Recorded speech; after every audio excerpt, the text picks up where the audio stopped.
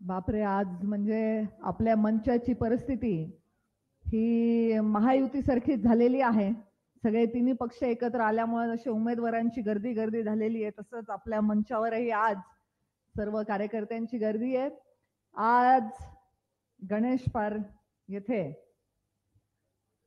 गणपती मंदिरासमोर दर इलेक्शन मध्ये जशी आपली परंपरेने सभा होत असते, त्या सभेच्या माध्यमातून आज विधानसभेचे भारतीय जनता पार्टी, शिवसेना, राष्ट्रवादी, रिपाई आठवले गट आणि मित्र पक्ष यांचे अधिकृत उमेदवार धनंजयजी मुंडे यांच्या प्रचारानिमित्त मंचावर उपस्थित आपल्या सर्वांच्या लाडक्या आणि तुमचा खूप आग्रह होता, तुमची मनातली खूप सुप्त इच्छा होती की देशाच्या राजकारणात न जाता राज्याच्याच राजकारणात राहिल्या पाहिजेत, म्हणून लोकसभेचा वळसा घालून परत विधान परिषदेवर तुमच्या इच्छेने आलेल्या आपल्या सगळ्यांच्या लाडक्या पंकजाताई आत्ता बोलत असताना थोड्या वेळामध्ये, परंतु लोकसभेपासून ते आत्ताच्या निवडणुकीपर्यंत काय काय घटक समोर आले याचा लेखाजोखा मांडणारे सन्माननीय संजय भाऊ दौंड, सन्माननीय मंच म्हणते, आता सर्वांची नावं घेत नाही, उपस्थित भारतीय जनता पार्टी, राष्ट्रवादी, शिवसेना, रिपाई सर्व कार्यकर्ते, पदाधिकारी आणि नेहमीप्रमाणे या सभेची शोभा वाढवण्यासाठी इथं उपस्थित झालेले सर्व माझे युवा बांधव, वडीलधारे मंडळी आणि माझ्या माता भगिनींनो, सर्वांनी माझ्यापूर्वी बोलत असताना इथे सगळे मुद्दे मांडलेले आहेत, त्यामुळे वेगळं असं बोलण्यासारखं माझ्याकडे आज काही राहिलेलं नाही. फक्त एवढंच म्हणेल की मंचावर जेव्हा आम्ही आलो आणि एवढी गर्दी होती, पंकजाताईंसाठी खुर्ची मागवा असं सगळी चर्चा सुरू झाली आणि एक खुर्ची आली सुद्धा. जर पंकजाताईंना खुर्चीचा मोह असता तर स्वतःच्या पाठीमागे असणाऱ्या लाखो लोकांच्या आशीर्वादाचा फायदा घेऊन ताईंनी आजपर्यंत राजकीय जीवनात काही वेगळे निर्णय घेतले असते.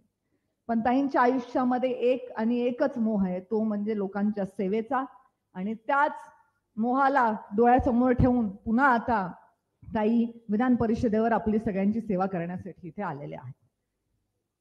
विषय आता आहे तसे बोलण्यासारखे खूप, की आपण काय कामं केली मागच्या 5 वर्षामध्ये, पुढच्या 5 वर्षांसाठी काय विजन आहे त्याच्याविषयी धनुभाई आपल्याला सांगतीलच, विस्तृत मार्गदर्शन करतील. पण मला तुम्हाला सांगायचंय की विकासाच्या मुद्द्याला डोळ्यासमोर ठेवूनच या निवडणुकीचा प्रचार आणि प्रसार झाला पाहिजे. आपण सगळे कार्यकर्ते डिफेन्सिव्ह मोडमध्ये का आहात हेच माझ्या लक्षात येत नाही. तुम्हीच का होऊन म्हणताय स्वतःहून की जातीवाचक प्रचार करू नका, हे करू नका. विरोधकांचे मुद्दे तुम्ही बोलायचे नाहीये, तुम्ही केवळ आणि केवळ विकासाच्या मुद्द्यावर ही निवडणूक घेऊन जा, विजय निश्चितच आपला होईल, एवढं तुम्हाला सगळ्यांना या निमित्ताने मला कळकळीने सांगायचंय. आपल्या धनुभाऊंचं मशीनवरती नाव 1 नंबरला आहे. आपण सर्वांनी 1 नंबरचं मतदान त्यांना उद्याच्या 20 तारखेला टाकायचंय. तसं नाव तर पंकजाताईंचं पण मशीनवर 1 नंबरला होतं, आणि परळीनी अजूनही 7,000ची जर तरतूद केली असती तर निकाल असा लागला नसता, ही हळहळ आपल्या सगळ्यांच्या मनात आहे.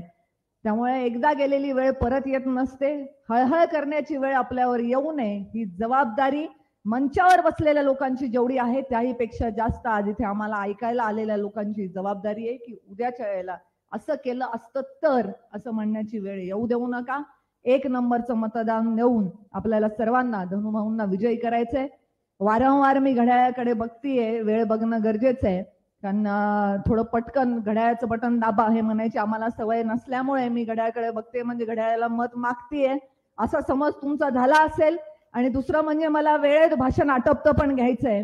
तसं तर लहान भाषणं करण्यामध्ये मी एक्सपर्ट आहे, म्हणजे मॅगी 2 मिनिटात बनते, त्याच्यापेक्षा छोटं भाषण मी करू शकते. वेळेची मर्यादा आणि पुढे आपले 2 प्रमुख वक्ते, आपले नेते बोलणार आहेत, हे या गोष्टीचं भान ठेवून मी पुन्हा एकदा आपल्या सर्वांना, धनुभाऊंना प्रचंड मताने निवडून द्या अशी विनंती